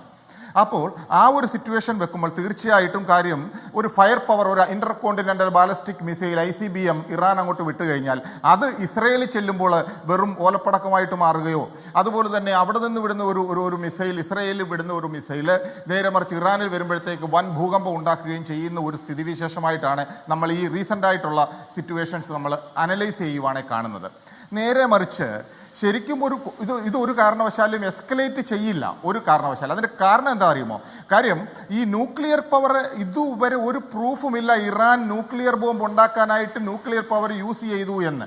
നേരെ മറിച്ച് ഇവർ മറ്റുള്ള രീതിയിൽ ഡെവലപ്പ് ചെയ്ത് വരുന്നുണ്ട്. കാര്യം എത്രയോ സിറ്റുവേഷൻസ് വേഴ്സ് ആയപ്പോഴും ഈ കൺട്രിയിൽ, ഈ രാജ്യം വീണ്ടും ഒറ്റയ്ക്ക് നല്ല രീതിയിൽ ചെറുത്തുനിൽപ്പിൻ്റെ രീതിയിൽ നിൽക്കുന്ന ഒരു രാജ്യം, അതിനെ കൂടി ഒന്ന് ഒഴിവാക്കി കഴിഞ്ഞാൽ ഇസ്രയേലിന് നല്ല രീതിയിൽ മിഡിൽ ഈസ്റ്റിൽ അല്ലെങ്കിൽ അവിടെ സർവൈവലിന് കുറച്ചുകൂടി ഈസിയാകും. അതാണ് അവരുടെ മെയിനായിട്ടുള്ള ഉദ്ദേശം. ഇത് തന്നെയാണ് ഞാൻ ആദ്യം തന്നെ പറഞ്ഞിട്ടുള്ളത്. അപ്പം ഈ ഒരു ആംഗിളിൽ നമ്മൾ വെച്ച് നോക്കുമ്പോൾ അമേരിക്ക എന്ന് പറയുന്നത് കണ്ണിങ് ജക്കോൾ തീർച്ചയായിട്ടും അവർ വീണ്ടും ഈ ഇസ്രയേലിനെ സംബന്ധിച്ചിടത്തോളം കാശ്മീർ എന്താണ്, ഇസ്രയേലിന് സ്വയമായിട്ട് എന്ത് പവറാണുള്ളത്? അമേരിക്ക ഒരു മണിക്കൂർ നേരം ദേ ആർ ജസ്റ്റ് സേയിങ് ഒക്കെ സൈഡ് ലൈനിൽ നിന്നേ ഇസ്രയേൽ വാലും ചുരുട്ടി ഒരു നിൽക്കില്ല, അവർ ഒരു അറ്റാക്കും ചെയ്യില്ല. There is no doubt in to it. ഒരു അറ്റാക്കിനും ഇസ്രയേൽ പോവില്ല without the support of US. അതൊരു സത്യമാണ്. ആ ഒരു പരമാർത്ഥം വെച്ചിട്ട് നമ്മൾ വീണ്ടും പറയാം അമേരിക്ക എന്ത് സ്റ്റാൻഡ് എടുക്കും, അമേരിക്ക എന്ത് സ്റ്റാൻഡ് എടുക്കും. അമേരിക്ക എടുത്ത സ്റ്റാൻഡാണ് ഈ കാണുന്നത്. അമേരിക്ക എന്ന് പറഞ്ഞു കഴിഞ്ഞാൽ ഇരട്ടപ്പറ്റ സഹോദരന്മാരുടെ മാതിരി അമേരിക്കയും ഇസ്രയേലും ഒന്നിച്ചു നിന്നുകൊണ്ടാണ് എല്ലാ കാര്യങ്ങളിലും മുന്നോട്ട് പോയിക്കൊണ്ടിരിക്കുന്നത്. അപ്പം നമ്മൾ ആ അമേരിക്കയെ സെപ്പറേറ്റ് ഒരു വാട്ടർ ടൈറ്റ് കമ്പാർട്ട്മെന്റ് ആക്കി മാറ്റി നിർത്താൻ പറ്റില്ല ഒരു കാരണവശാലും. ഏത് ഇസ്രയേൽ കോൺഫ്ലിക്റ്റിനും അങ്ങനെ ഒരു കാര്യമുണ്ട്. അപ്പം ഇത് നമ്മൾ നോക്കുമ്പോഴത്തേക്ക് ഇസ്രയേൽ US-നെ സംബന്ധിച്ചിടത്തോളം ഇതിനകത്ത് വരുന്ന ഒരു കോൾഡ് വാർ സിനാരിയോയിലാണെങ്കിലും അല്ലെങ്കിലും തീർച്ചയായിട്ടും ഇറാന് റഷ്യയുമായിട്ടൊരു പ്രോക്സിമിറ്റി ഉണ്ട്. ഈ 2025 20 years സ്ട്രാറ്റജിക് പാർട്ട്ണർഷിപ്പ് എഗ്രിമെന്റ് ആണ് ഈ രണ്ട് രാജ്യങ്ങൾ തമ്മിൽ ചെയ്തിട്ടുള്ളത്. അതിനകത്ത് മിലിറ്ററി കൊളാബറേഷൻ വരെ ഉണ്ട്.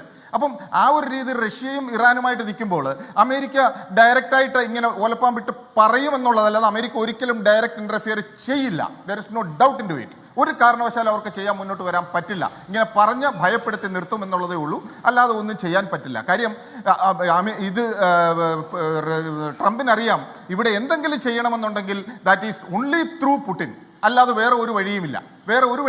അപ്പോൾ പുടിനെ പിണക്കാനായിട്ടുള്ള ഒരു സംരംഭത്തിന് ട്രംപ് ഒരു കാരണവശാലും മുതിരില്ല എന്ന് നമുക്ക് കാണേണ്ടി വരും. നേരെ മറിച്ച് നമ്മുടെ ഇപ്പം ഞാൻ വിചാരിക്കുന്നത് ഇന്ത്യക്ക് അതിൽ കൂടുതൽ സ്റ്റാൻഡുണ്ട് പ്രസന്റ് ക്രൈസിസിൽ.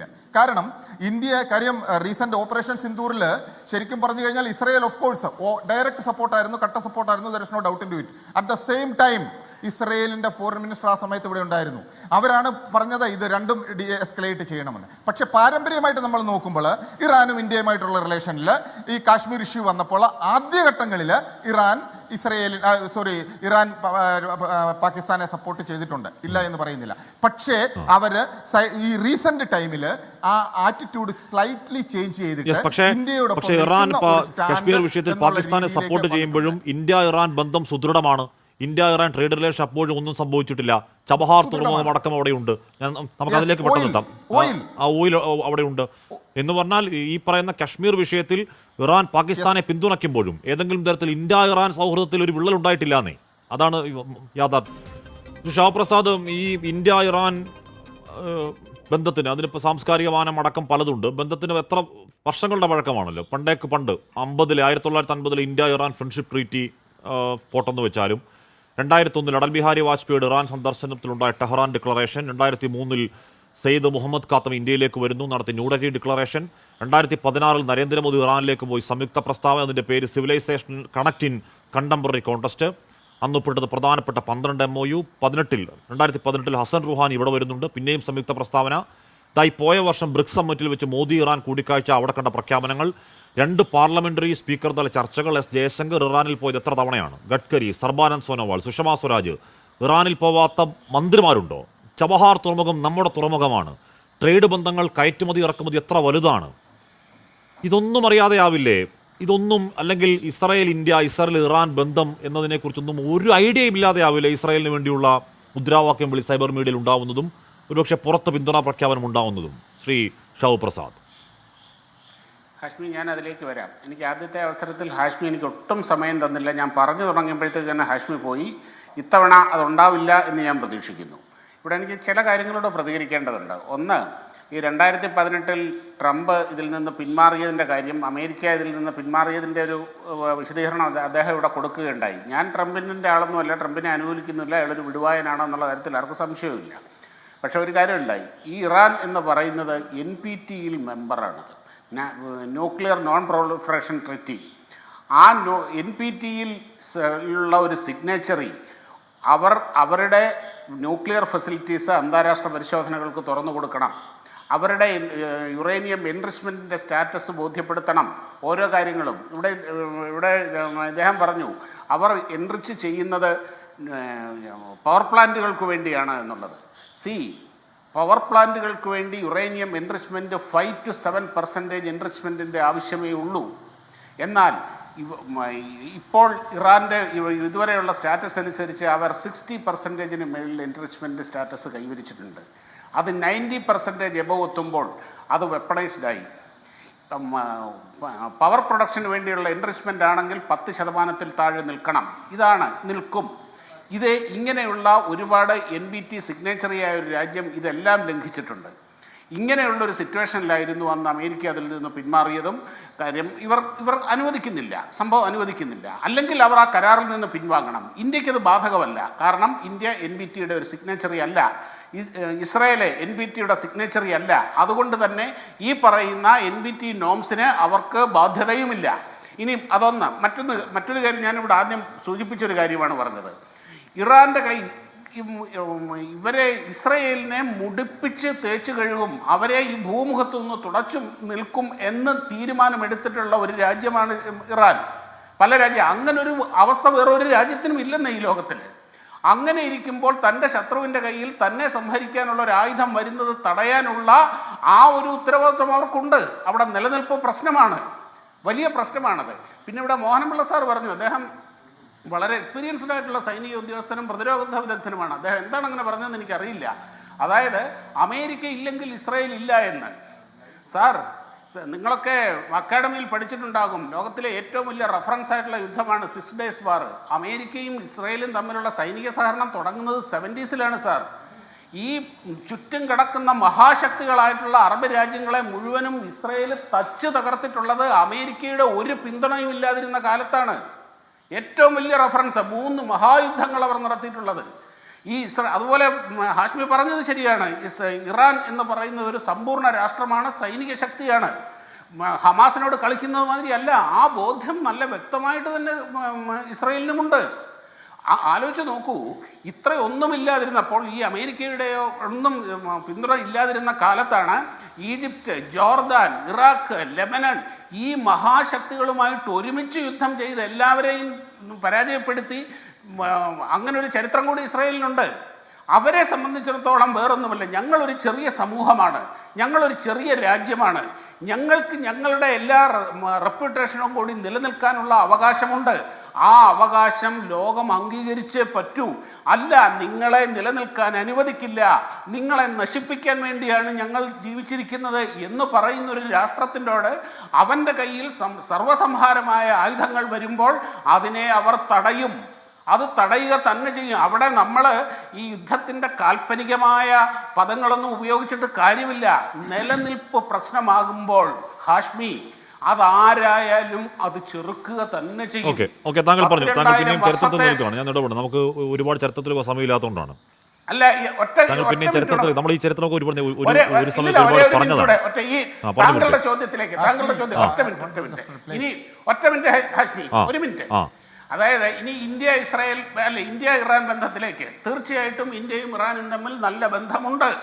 ആ ബന്ധം നിലനിർത്തിക്കൊണ്ട് തന്നെ, അങ്ങനെ ഒരു യാഥാർത്ഥ്യം ഉള്ളത് കൊണ്ട് തന്നെ ഇന്ത്യ ഇതിലെടുക്കുന്ന നിലപാട് എന്ന് പറയുന്നത് വളരെ ബാലൻസ്ഡ് ആയിട്ടുള്ള, ഹൈലി ഡിപ്ലോമാറ്റിക് ആയിട്ടുള്ള ഒരു കാര്യമായിരിക്കും. അല്ല, നമ്മുടെ രാജ്യ താല്പര്യം ഇറാന്റെ ഒപ്പമാണെന്നേ. കാര്യം അവിടെ ചബഹാർ കിടക്കുമ്പോൾ അവിടുത്തെ കടലെടുക്ക്, ഹോർമുസ് കടലെടുക്ക് വഴി നമ്മുടെ ഇന്ധനം ഇങ്ങോട്ടേക്ക് ഒഴുകി എത്തുമ്പോൾ നമ്മുടെ താല്പര്യം ഇറാനൊപ്പം അല്ലേ സാർ? ഇറാനൊപ്പം ആവണ്ടേ? നമ്മുടെ താല്പര്യം നമ്മുടെ ഒപ്പമാണ്. അതിനി എന്ത് തന്നെയായാലും അദ്ദേഹം പറയുന്നത് അതിൽ ഏതെങ്കിലും തരത്തിൽ പറഞ്ഞ പോലെ ഇസ്രായേൽ അതങ്ങനെ തന്നെ സംഭവിക്കുള്ളൂ. എന്റെ ചോദ്യത്തിന്റെ കാതൽ നമ്മൾ ഇതൊന്നും മനസ്സിലാക്കാതെ ഇവിടെ കിടന്ന് ഏതെങ്കിലും ജാതിയോ മതമോ നോക്കി ഏതെങ്കിലും രാജ്യത്തിന് സപ്പോർട്ട് പ്രഖ്യാപിക്കുന്ന മണ്ടൻ കൂട്ടനോട് പറയുകയാണ് നമ്മുടെ താല്പര്യം നമ്മുടെ മാത്രം താല്പര്യമാണ്, അല്ലാതെ ഇസ്രായേൽ പലസ്തീൻ തർക്കത്തിൽ നമ്മുടെ രാജ്യത്തിന്റെ താല്പര്യം ഇന്ത്യയുടെ മാത്രം താല്പര്യമാണ്. ഇറാനുമായി നമ്മുടെ ട്രേഡ് റിലേഷൻ ആണ്. ഇറാനിൽ കിടക്കുന്ന നമ്മുടെ ചബഹാർ തുറമുഖമാണ്. ഹോർമുസ് കടലെടുക്ക് വഴി ഇങ്ങോട്ടേക്ക് ഒഴുകിയത് നമുക്കുള്ള ഇന്ധനമാണ്. അത് അടഞ്ഞുപോയാൽ നമുക്കുണ്ടാകാൻ പോകുന്ന പ്രത്യാഘാതമാണ് നമ്മുടെ താല്പര്യം. അല്ലാതെ ഒരു താല്പര്യവും നമുക്കില്ല, അല്ലേ ഷാബു?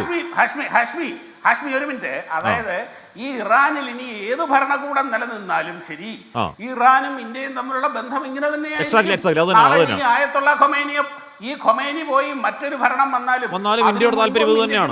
കാര്യം ഇന്ത്യയുടെ താല്പര്യം നമ്മുടെ താല്പര്യം മാത്രമാണ്. അല്ല, നമ്മുടെ താല്പര്യം ഇസ്രായേലിന്റെ താല്പര്യമല്ല, നമ്മുടെ താല്പര്യം ഇറാന്റെ താല്പര്യമല്ല, നമ്മുടെ താല്പര്യം പലസ്തീന്റെ താല്പര്യമല്ല, നമ്മുടെ താല്പര്യം നമ്മുടെ മാത്രം താല്പര്യം. ഞാൻ പറയുന്നത്, ഇതൊന്നും അറിയാത്ത കുറെ ആളുകൾ ഇസ്രായേലിന് ഗോഗോ വിളിച്ചുകൊണ്ട് തെരുവിലിറങ്ങുന്ന എന്ന് കാണുന്ന അവരുടെ വിവരക്കേടിൽ പറഞ്ഞു പോയതാണ്. ഓക്കെ, ഞാൻ എത്താം. ശ്രീ ജോസഫാൻ, ശ്രീ മോഹൻപിള്ള, ഞാൻ അങ്ങനെ എത്താമേ. ശ്രീ ജോസഫാനാണ് ഇവിടെ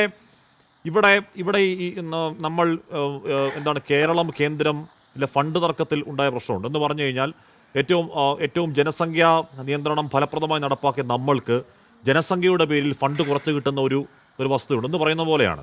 ഇറാൻ ഈ പറയുന്ന NPTയിൽ അംഗമാണ്. അത് കാരണം ഈ പറഞ്ഞ ബാധ്യത മൊത്തം അവർക്ക്. ഇസ്രായേൽ ആണവായുധങ്ങൾ ഉണ്ടാക്കാം, അതില്ല എന്ന് പച്ചക്കള്ളം പറയാം, എല്ലാം പൂഴ്ത്തി വെക്കാം, ഒളിപ്പിക്കാം, ഒരു കരാറും അവർക്ക് ബാധകമല്ല. അവർ മഹാന്മാർ. അതെങ്ങനെ ശരിയാവും ശ്രീ ജോസഫ് ആന്റണി? നമുക്കും അങ്ങനെ തന്നെയാണ്. നമ്മളും NPT-യിൽ ഒപ്പുവെച്ചിട്ടില്ല. അത് വളരെ ഇന്ത്യയും NPT-യിൽ ഒപ്പുവെച്ചിട്ടില്ല. വളരെ പെർട്ടിനൻ്റ് ആയിട്ടുള്ള ചോദ്യമാണ്. വളരെ പ്ലീസ് ഷാബു പ്ലീസ്. വളരെ പെർട്ടിനൻ്റ് ആയിട്ടുള്ള ക്വസ്റ്റ്യനാണ് ഹാഷ്മി ചോദിച്ചത്. ഇവിടെ ചില ആളുകൾ പറയുന്നൊരു കാര്യമുണ്ട്, NPT-യിൽ ഇറാൻ ഒപ്പിട്ടു, അതുകൊണ്ട് അവർ ആണവ രഹസ്യങ്ങളെല്ലാം പുറത്ത് പറയണം. ഇസ്രായേൽ ആണവ NPT-യിൽ ഒപ്പിട്ടില്ല, അതുകൊണ്ട് അവർ പറയണ്ട. ഇതൊരു വാസ്തവത്തിൽ NPT അമേരിക്ക നടത്തിയ ഒരു അന്തർദേശീയ തട്ടിപ്പാണ്. എന്തുകൊണ്ടാണെന്ന് ഞാൻ പറയാം. തട്ടിപ്പ് 1948 മുതൽ ബെൻഗൂറിയൻ്റെ നേതൃത്വത്തിൽ അമേരിക്ക ആണവ പദ്ധതി ആരംഭിക്കുന്നു. അമേരിക്കയുടെ സഹായത്താൽ നിലവിൽ വന്ന ഈ ഇസ്രായേൽ എന്ന് പറയുന്ന രാഷ്ട്രം അമേരിക്ക അറിയാതെ ഫ്രാൻസിൻ്റെ സഹായത്തോടു കൂടിയാണ് ഈ ആണവ പദ്ധതി ആരംഭിക്കുന്നത്.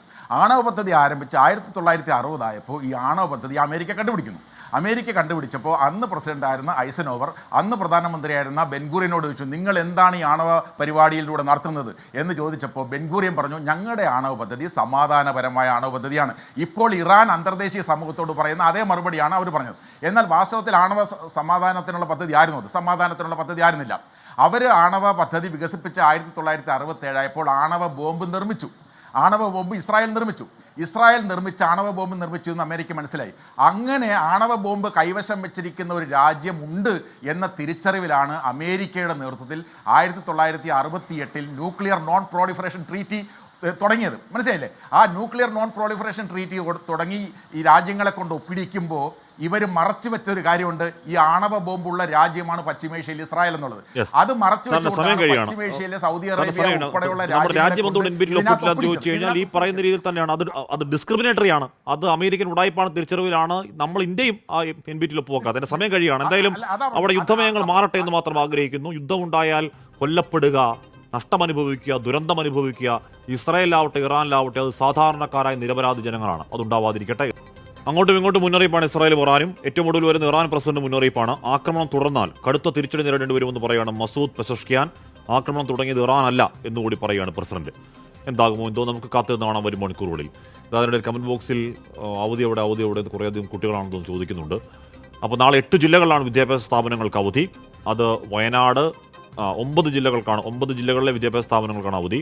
വയനാട്, തൃശ്ശൂർ, കാസർഗോഡ്, മലപ്പുറം, കണ്ണൂർ, എറണാകുളം, ഇടുക്കി, കോഴിക്കോട്, കോട്ടയം. ഇവിടെ പറഞ്ഞാൽ വയനാട്, തൃശ്ശൂർ, കാസർഗോഡ്, മലപ്പുറം, കണ്ണൂർ, എറണാകുളം, ഇടുക്കി, കോഴിക്കോട്, കോട്ടയം ഈ ജില്ലകളിലും മാഹിയിലും കുട്ടനാട് താലൂക്കിലുമാണ് നാളെ അവധി. അപ്പോൾ ഇത്രയും സ്ഥലങ്ങളിലാണ്, 9 ജില്ലകളിലാണ്, കോട്ടയം ജില്ലയിലടക്കം എറണാകുളത്തടക്കം അവധി പ്രഖ്യാപിച്ചിരിക്കുന്നത്.